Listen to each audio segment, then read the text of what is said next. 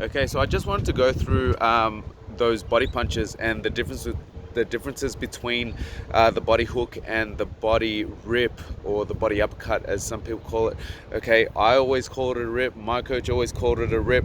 I think it's the old school way.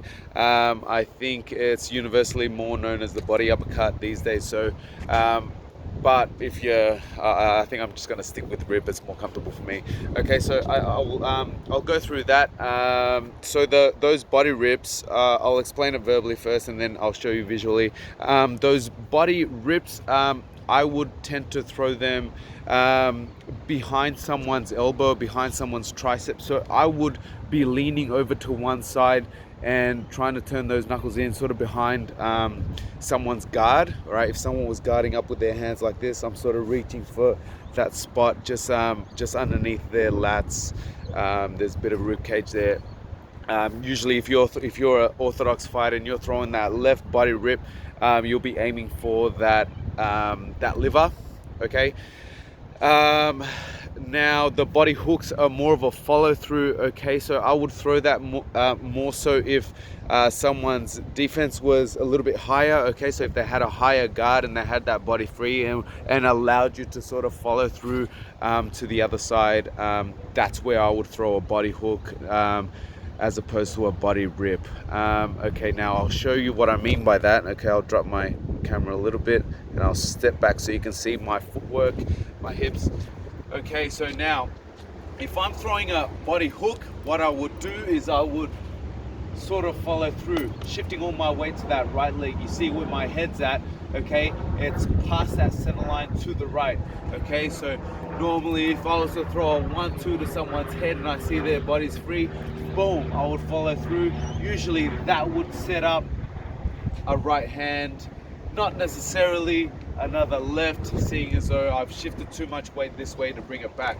Okay, so that would be something like if I was throwing a combination up here and I see that body and I follow through, and then maybe I come through with a right hook or a straight right or whatever that might be. You hit some combination, see that body, boom, boom, and you follow through. Again, follow through with that body, you come back with the right hand. Okay, now the body rip is if I'm here and I see that they're tightening up and getting their guard like this, I'm aiming for this spot over here. Okay, if I was doing it mirror image, okay, you'd be standing up like this and I'd be aiming for that spot there. Okay, so here I'm hitting those combinations. All right, I'm keeping their guard up the middle here, and then I maybe bring their elbows up.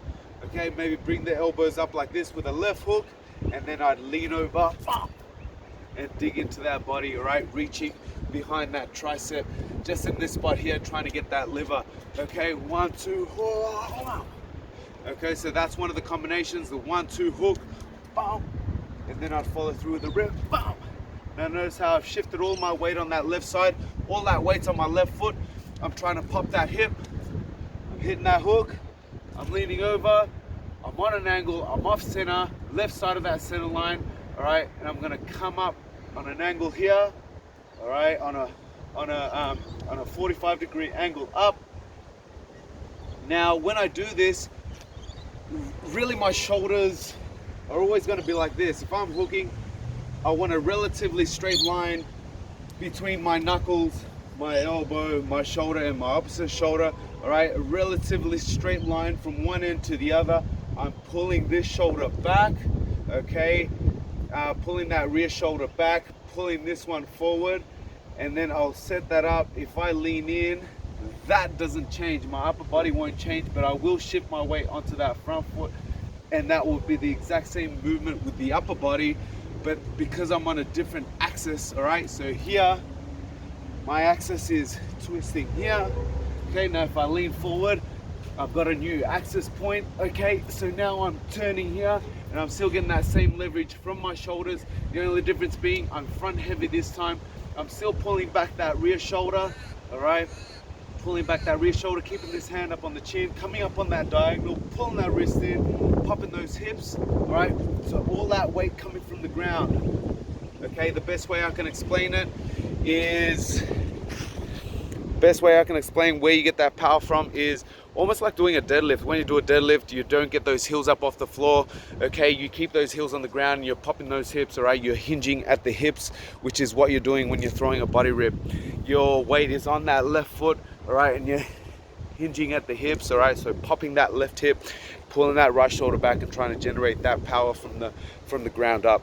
Okay, so hopefully that helps you tell the difference between a body hook and a body rip. Cheers.